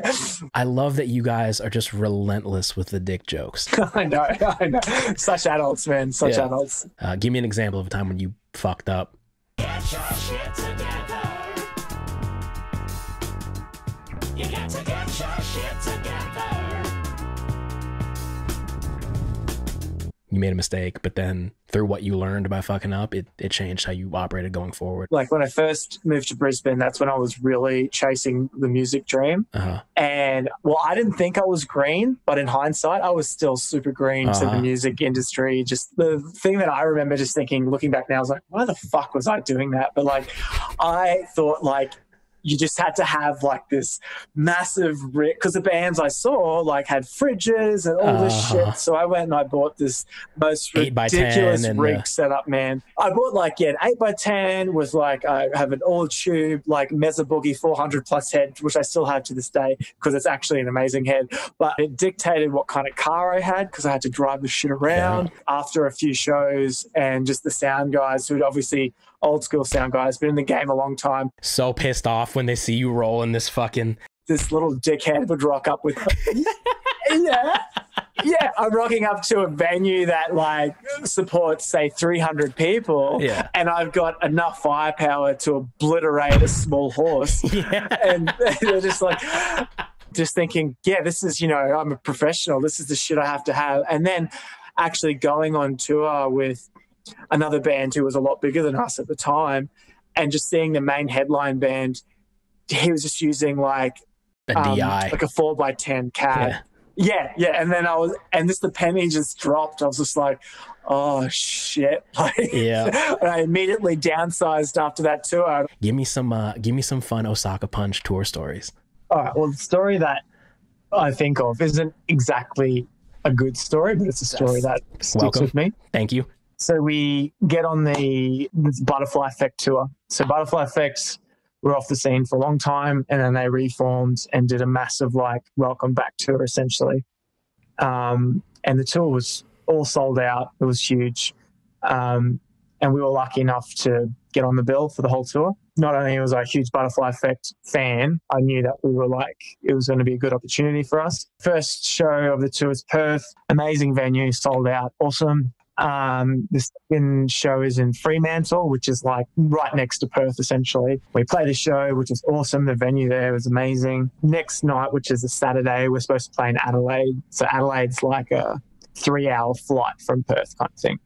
Get back to our accommodation, and it's like really, really early in the morning. It's like 3 o'clock in the morning, and our flight's like at 6 o'clock. So we literally have time to go in, shower. So what do? We don't unload all the shit out of the car. Oh no. It seems ridiculous for 2 hours or whatever to unload all your shit. So we're literally in the house for an hour, and then we hear this smash, and then we go outside, and the van's been broken into, and they stole 3 things, like 2 Pelican cases and a bass case, which had my bass guitar in it. So the 2 cases they stole was like, had all of our in-ear stuff in it, our wave, and my bass, which I fucking adored. Like it was my first 5-string bass. I had a lot of like nostalgic moments with that bass. Plus, you know what it's like, man. It's your instrument. I've never had an instrument stolen, but like me hearing this story secondhand is bumming me out so hard because everything you just said is like, damn, I remember learning how to play the instrument on this thing. So needless to say, we didn't sleep. Had to go straight to the airport. We had to fly to Adelaide. We landed in Adelaide. The show that we're playing in Adelaide was one of the biggest shows, which was sold out. It's a bigger venue. We had to like really hustle and go to the music store to rebuy the stuff that got stolen. A friend of mine who plays in a band in Adelaide called Twitch, he's a funky ass bass player, man. Like they've just released a record. I think it was this year. It's on Spotify. It's called I think it's called Hot Sausage or Sausage or something like that. He lent me his bass guitar, which was lovely of him. So we got through the show. So that was like a very memorable thing because it really, really sucked. However, what added on to that, we had really, really dodgy accommodation that night. Jack, our singer, his partner's sister was in Adelaide at the time. And as we were leaving the venue, by this time we played the show. None of us had slept since the night before because the stuff got stolen. We were all fucked. She offered for him to stay at the motel she was staying at, right? So he went with her, and then the rest of us had to stay at this place, right? And then Jack was like, yeah, it's like my night. Like he goes, oh, we ended up staying in a motel, which was like 5-star. And it had a menu for which pillow you wanted. You had to pick your pillow. So fucking singers, man. I hate singers. Oh, dude. It was just one of those, like him telling his thing and us telling our thing. And I remember just being legitimately angry that whole time. My bass had gotten stolen. Oh. He's explaining his kind of night. I'm explaining our night. And then it all ended up being fine in the end. But just looking back, I was just like... You mean, you say dodgy accommodations. Like, that's some of the most memorable stuff from being on the road. And 100%. like some of the grossest stuff, but some of the most fun, too. So Brian and I just got to our room, and it reeks of cigarettes and dog shit. So we're in the process of moving rooms. And just to, you know, illustrate the sketchiness of this joint. And that's the thing, like I was saying, like in like now that I'm not in that moment. When that's where you gotta sleep and you gotta worry about whether or not you're gonna bring bed bugs with you to the next city. Like, dude, that's a legit concern. It's time for another subject change. I call this put it on wax. Give me an example, if you can, of things that you're trying to work on, things you're trying to improve now that you want to put into the ether. And by declaring them as like, this is something I'm working on, you make it real by saying this is something I'm chasing. The two main things I've been kind of, I guess, working towards, particularly during this COVID stuff, like obviously this new record is playing a big part in my life at the moment. Like because I also feel like this record, it's not like a make or break period for us, but we're kind of, you know, we're not a super young band anymore. And some of the guys are having families and stuff now, which is going to make band life more difficult for them. It's not something it's something you can still do, but it just makes it more difficult, which I acknowledge that. But so I really partially, and I don't know if I should feel like this or not, but I feel like maybe the success or whatever of this record may dictate the future of the band. Like if it kind of just gets out there and we plateau or lose momentum or whatever, I feel like that could be a step into the direction of maybe we shouldn't be doing band at this level anymore for the guys that have, you know, little humans to look after. Sure. At the same time, I don't want to put that kind of pressure on this record. Like I still want it to be what we want it to be, which is something that we would happily listen to and we're happy to show people. That's a big goal of mine, is getting this album done, releasing it. And I really miss the touring side of playing in a band, and I'm really looking forward to getting back into that kind of mode of things. So like that's one thing that I'm probably really putting a lot of my energy and focus into. And the other thing, which I've been on and off with it, but fitness and my health, they're the two things that are kind of, I don't know, pushing me to do stuff at the moment, particularly in this COVID time. Where life is a little bit different, releasing the best record that Osaka Punch has ever released and trying to get into the best shape I've ever been in, even though I'm the oldest I've obviously ever been. I just want to look like I'm not wearing other t-shirts underneath my t-shirt. Do you have, off the top of your head, like one of your favorite on-stage memories? When I moved to Brisbane, I had a checklist that things I wanted to accomplish. And one of the things I wanted to accomplish was I always wanted to sell out the Zoo, which is that venue we were talking about. Just because when I first moved here, it was one of the first venues I went to see a band play. That last show we played on the 1st of November, we did at the Zoo, and we sold it out. Oh, man. It's not going to happen because I'm being positive, but if for some reason I can never play again, the last show we ever played was like a pretty big deal, just personally for me, because we got to sell out a venue that I'd had for 10 years, had a checklist to do. And my parents happened to be visiting Brisbane at the time. Dude. So they were at the show as well. So I was you're like, going to make me cry, man. That's awesome. Because they actually told us before we walked on stage. So I was kind of like already like, wow, I can't believe we kind of did that. They told you that you sold it out. Yeah. It's a good thing to hear right before you say, what? All right, cool. Thanks. Monitors in. Monitors in. Let's do this. Let's do it. Exactly. And I think the biggest memory from that night was, so we've got a song, which is also going to be on the next record. It's called How We Operate. At the end of that song, the song ends with just like Jack singing How We Operate vocal. For that song, for that show, for that last line, like we all cut out and Jack normally just sings the vocal. But for that show, he just didn't sing it. He kind of just... And then they sang it back to you. Yeah, we don't normally do that because it's too much of a risky, like, what if they don't know the words? I just remember we stopped and everything went dead, and our lighting guy, like, at that point had lit up the crowd, and they sang, like, everyone just sang, like, just those lyrics, How We Operate. And I just remember, because even with, you know what it's like with your headphones you can still hear, yeah.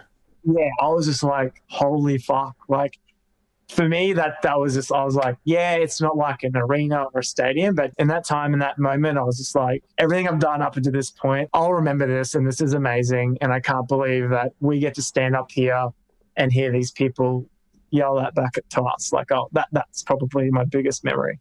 Dude, yes. I'm trying to articulate the words, but like I'm also trying not to cry. Like, those are the moments, man. Like, I realize, I remember why I do this.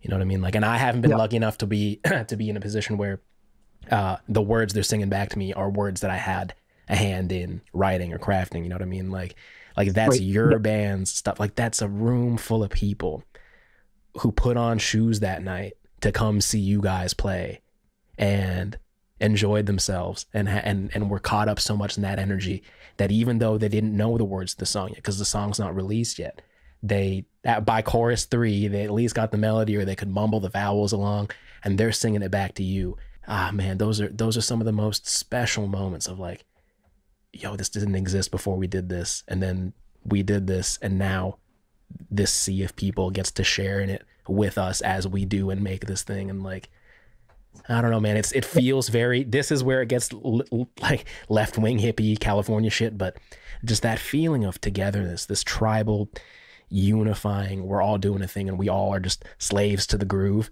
you know what I mean, is so special, man. There's some moments where you're just like, just soak this in, because in time when you're not doing it anymore, you're gonna be like, yeah, that was a fucking part of my life. Yeah. No, show me, what was the thing you're gonna show me that you wanted to leave to the end? So I have a collection of different things, but I have a collection of pics and stuff. Like, I have heaps of pics, but one of my number one pics I still have to this day on display. Oh, geez. Oh, man, that's beautiful. Yes. I still use a South Park guy on my pics to this day, but it's a different version now. He's wearing a hat. The character is holding a lightsaber in one hand and a bottle of Jack in the other hand. And yeah, so I got to get you an updated version. I feel very special. Yes, you're just a great dude, man. I'm so glad Andy got to introduce me to you, and we got to bullshit around a little bit in Australia. And the next time that you get to come to the States, and we can do another properly long vacation-y type visit, it'd be so much fun to go do some basketball shit and see some parts of the country with you.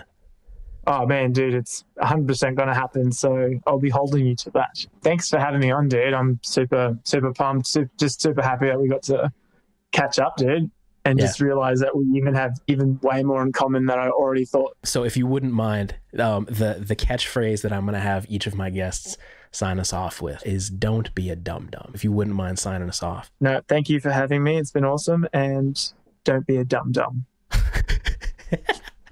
So Reginald Tugnuts himself.